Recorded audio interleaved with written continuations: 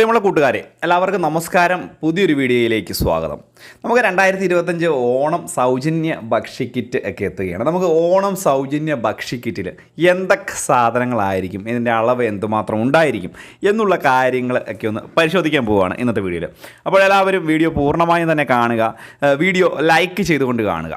Facebook വഴി video കാണുന്ന സുഹൃത്തുക്കൾ തീർച്ചയായിട്ടും നമ്മുടെ ഫേസ്ബുക്ക് പേജ് കൂടി ഒന്ന് ഫോളോ ചെയ്ത് നോക്കുക. പ്രത്യേകിച്ച് ഈ 2024 ലഭിച്ചിരിക്കുന്ന സാധനങ്ങൾ തന്നെയാണ് നമുക്ക് ഈ പ്രാവശ്യം ലഭിക്കാനുള്ള സാധ്യത. അപ്പോൾ 2024 എന്തൊക്കെ സാധനങ്ങളാണ് ലഭിച്ചത്, അതിന് ആനുപാതികമായിട്ടുള്ള സാധനങ്ങളാണോ നമുക്ക് ഈ പ്രാവശ്യം ലഭിക്കുക എന്നുള്ള കാര്യങ്ങൾ നമുക്കൊന്ന് പരിശോധിക്കാം.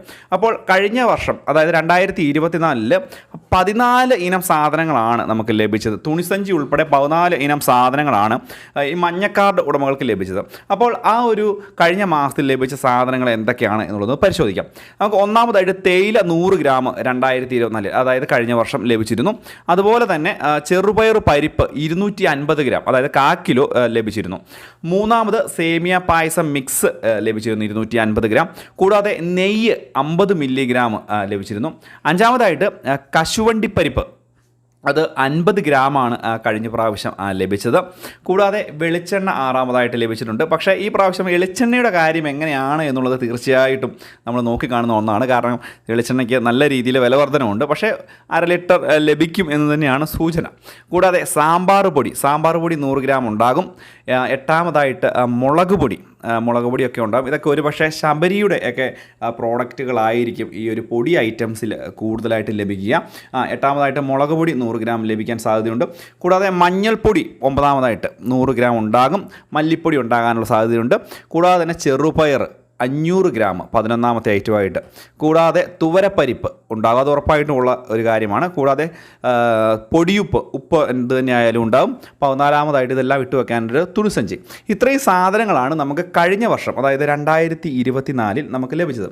അപ്പോൾ ഇപ്പോഴത്തെ കണക്ക് പ്രകാരം എല്ലാ AY കാർഡ് ഉടമകൾക്കും മറ്റ് ഒരു കാർഡ് ഉടമകൾക്കും സൗജന്യ ഭക്ഷ്യക്കിറ്റില്ല.